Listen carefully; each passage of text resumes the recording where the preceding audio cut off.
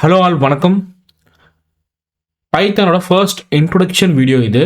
இதிலிருந்து நம்ம பைத்தானோட சாப்டர்ஸ்லாம் one by ஒன்னாக பார்க்க ஆரம்பிப்போம். அண்ட் நான் ஃபைனலாக ஒரு கம்ப்ளீட் கோர்ஸ் பைத்தானில் பில்ட் பண்ண போகிறேன். ஸோ நீங்கள் இதை பார்க்க ஆரம்பிக்கிறீங்கன்னா இதிலேருந்து கண்டினியூ பண்ணிட்டே வாங்க, ப்ராக்டிஸ் பண்ணிட்டே வாங்க. ஓகேவா?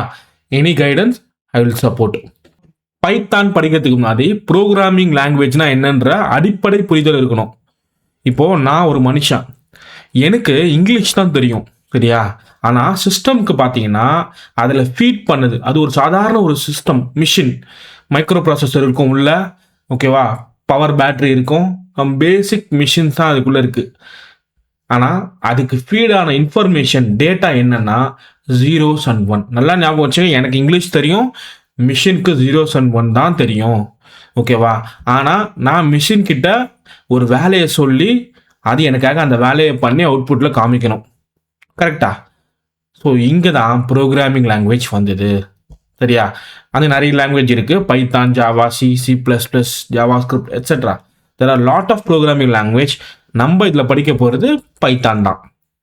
ஸோ ஏன் இந்த ப்ரோக்ராமிங் லாங்குவேஜ் வந்ததுன்னு புரிஞ்சிடுச்சு. ஏன்னா நம்மளால் டேரெக்டாக மிஷின் கிட்ட பேசவே முடியாது. ஆனால் இந்த ப்ரோக்ராமிங் லாங்குவேஜ் வந்து எப்படி எழுதணும்னா உங்கள் மைண்டில் ஷார்ப்பாக வர வேண்டிய ஒரே பாயிண்ட்டு, ரூல்ஸ் அண்ட் ரெகுலேஷன்ஸை கரெக்டாக ஃபாலோ பண்ணி ஒவ்வொரு இன்ஸ்ட்ரக்ஷன் ஒன் பை ஒன்னாக எழுதணும், சரியா? ஸ்டெப் பை ஸ்டெப்பாக சொல்லணும்.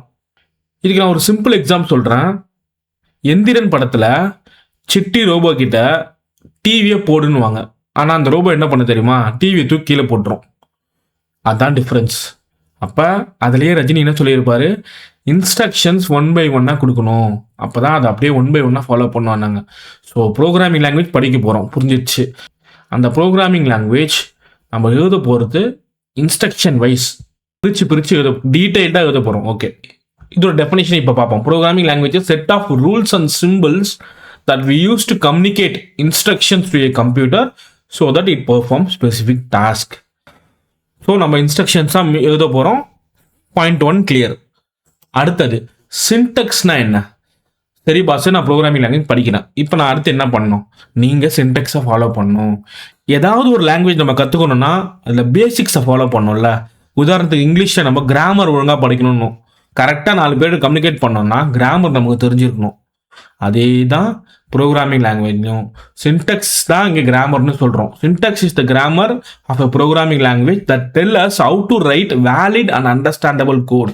இங்கே வேலிட்ன்றது ரொம்ப முக்கியம், சரியா? சின்டெக்ஸ்னால் ரூல்ஸு, அதை ஃபாலோ பண்ணணும், புரிஞ்சிச்சு? ஏன் அது வேலிட் கோடு? ஏன் அப்படின்னா இந்த இங்கிலீஷில் கூட நம்ம பிழை இருக்கலாங்க. ஐ எம் கோயிங் டு ஸ்கூலில் கோயிங் டு ஸ்கூல்னு சொன்னால் கூட ஒரு மனுஷன் புரிஞ்சுப்பான். ஓகே, கோ டு ஸ்கூல் சும்மா அப்படியே அசஞ்சாடி போனால் கூட ஓகே ஸ்கூலுக்கு தான் போயிட்டுருக்கான்னு அந்த நேரத்தை பார்த்து எந்த வழியாக போகிறன்றதை பார்த்து அவன் புரிஞ்சிக்க முடியும். ஏன்னா ஹியூமனாக தட் மச் பவர்ஃபுல், இன்டெலிஜென்ட். ஆனால் சிஸ்டம்க்கு அப்படி கிடையாது இல்லையா? சிஸ்டம்க்கு 1,00,000 பேர் வந்து கோடு எழுதுறான்னா ஒருத்தன் செமிகோலன் மிஸ் பண்ணலாம், ஒருத்தன் ப்ராக்கெட் போடாமல் இருக்கலாம். இது எல்லாத்தையும் அதுவே புரிஞ்சுக்கிட்டு கரெக்ட் பண்ணி ஓகே அவன் எதிர்பார்க்கிறது இந்த அவுட்புட் தான்னு அதால் யோசிக்கவே முடியாது, சரியா? அதனால தான் ப்ரோக்ராமிங் லாங்குவேஜில் ஸ்ட்ரிக்டான சின்டெக்ஸை ஃபாலோ பண்ணியிருக்கான். விச் மீன்ஸ் ப்ராக்கெட் ஓப்பன் பண்ணி ப்ராக்கெட் க்ளோஸ் பண்ணணும் அப்படின்னா அந்த ப்ராக்கெட்டை க்ளோஸ் பண்ணணும். இன்கேஸ் அந்த ப்ராக்கெட்டை க்ளோஸ் பண்ணலன்னா எரர் அடிக்கும். First point, it is readable, effectively readable. மற்ற ப்ரோக்ராமிங் லாங்குவேஜ் இங்கே பாருங்கள், இதை படிங்க, ரொம்ப ஈஸியாக இருக்கும், சரியா? அதோட சின்டெக்ஸ் பார்த்தாலே புரிஞ்சுக்கிற மாதிரி இருக்கும். அண்ட் ப்ரோக்ராமிங் லாங்குவேஜ் தெரியாதவங்க கூட 4-5 லைனை பார்த்தாங்கன்னா ஓகே அது என்ன பண்ணுதுன்னு புரிஞ்சுக்கிற அளவுக்கு இருக்கும். நிறைய வேர்ட்ஸ்லாம் போட்டு நிறைய கீவேர்ட்ஸ் போட்டு காம்ப்ளிகேட் பண்ணியிருக்க மாட்டாங்க. ஸோ பைத்தான் ரொம்ப ஈஸியஸ்ட் லாங்குவேஜ் நான் சொல்லுவேன். ஆனால் ரொம்ப பாப்புலர் ஆகிட்டு இருக்கு. ஸோ அதனால தான் நம்ம இங்கே படிக்க போகிறோம். நெக்ஸ்ட் சப்போர்ட்டிவ் எக்கோ சிஸ்டம் நிறைய இருக்குது இதில். விச் மீன்ஸ் இன்டர்நெட்டில் கண்டென்ட் கொட்டி கிடக்குது பைத்தானை படிக்கிறதுக்கு, சரியா? ஏதாவது இஷ்யூஸ், ஏதாவது எரர்னா நெட்டில் தேடினா ஏஐ கிட்ட கேட்டால் அது அவ்வளோ டேட்டா ட்ரெயின் ஆகிருக்கிறதுனால நமக்கு நல்ல சப்போர்ட் கிடைக்கும் பைத்தானை பொறுத்த வரைக்கும். அடுத்தது வர்சடைல். இதான் ரொம்ப கீ பாயிண்ட்டு. எல்லா இண்டஸ்ட்ரியிலும் யூஸ் பண்ணுறாங்க. இதுதான் இதோட high level point. AI Python, data engineering Python, ஓகேவா? டெவலப்மெண்ட் பைத்தான் பண்ண முடியும், ஆட்டோமேஷன் பைத்தானில் பண்ண முடியும். அதுவும் ஏஐ பயங்கரமாக பூம் ஆகிட்டு இருக்கு இல்லையா? So so it's famous for Python. So இந்த லாங்குவேஜ் படித்து இவ்வளோ டிஃப்ரெண்ட் ரோல்ஸ்க்கு நம்ம சூஸ் பண்ண முடியும். ஃபாஸ்ட் இதோட குயிக்கர் எக்ஸிக்யூஷன் சொல்லலாம், இது குயிக்காக அடாப்ட் பண்ணி டெவலப்மெண்ட் பண்ணுறது சொல்லலாம். இந்த மாதிரி நிறைய பெனிஃபிட்ஸ் இருக்குது. ஓகேவா, it's made for fast development கூட சொல்லலாம். ஸோ இந்த மாதிரி எல்லா பெனிஃபிட் இருக்கிற இந்த லாங்குவேஜை நம்ம கற்றுக்க போகிறோம். ஓகே, சின்டெக்ஸை ஃபாலோ பண்ணுங்கன்னு சொல்லிட்டீங்க. ப்ரோக்ராமிங் லாங்குவேஜ் பைத்தான் படிக்க போகிறோம். சின்டெக்ஸ் ரொம்ப முக்கியம், ரொம்ப ஸ்ட்ரிக்டாக ஃபாலோ பண்ணணும். ஆனால் அந்த சின்டெக்ஸை எப்படி படிக்கிறது, அதை ரெண்டாக பிரிக்கிறேங்க. ஓகேவா, இந்த லாங்குவேஜில் ஒன்று ஐடென்டிஃபயர்ஸ்ன்னு சொல்லுவோம், இன்னொன்று கீவேர்ட்ஸ்ன்னு சொல்லுவோம். அதான் ஞாபகம் வச்சுங்க, ஐடென்டிஃபயர்ஸ்ன்னு சொல்லுவேன், கீவேர்ட்ஸ் சொல்லுவேன். நான் கோயிங் ஃபார்வர்ட் எடுக்க போகிற அடுத்தடுத்த சாப்டரில் எப்போவுமே ஞாபகம் வச்சுக்க வேண்டிய விஷயம் இதுதான். ஐடென்டிஃபயர்ஸ்னால் ஒரு கான்செப்ட் நான் படிக்கிறேன் பைத்தானில், அந்த கான்செப்டை நான் இம்ப்ளிமெண்ட் பண்ணணும் என்னோட தேவைக்கு.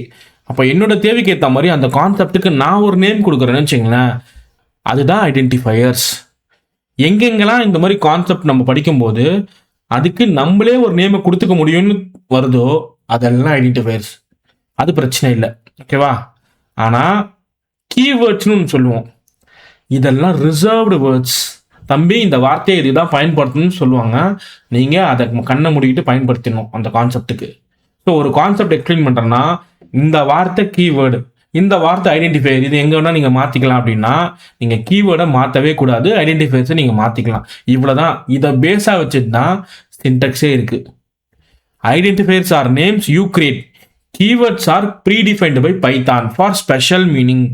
You cannot name an identifier with a keyword. அதாவது உங்களுக்கு ஒரு உரிமை கிடைக்குது இல்லை, ஏதாவது ஒரு நேம் நீ வச்சுக்கலாண்டான்ட்டு, அந்த நேமை இந்த கீவேர்ட் நேமை போடக்கூடாது. which means இதெல்லாம் தொடக்கூடாது. ஓகே, பைத்தானோட இன்ட்ரோடக்ஷன் வீடியோ முடிஞ்சுது. அடுத்தது பைத்தானை இன்ஸ்டால் பண்ணுறோம் அண்ட் கோயிங் ஃபார்வர்ட் நம்ம அடுத்தடுத்த சாப்டர் பார்ப்போம். தேங்க்ஸ் ஃபார் வாட்சிங் த செஷன். பாய்.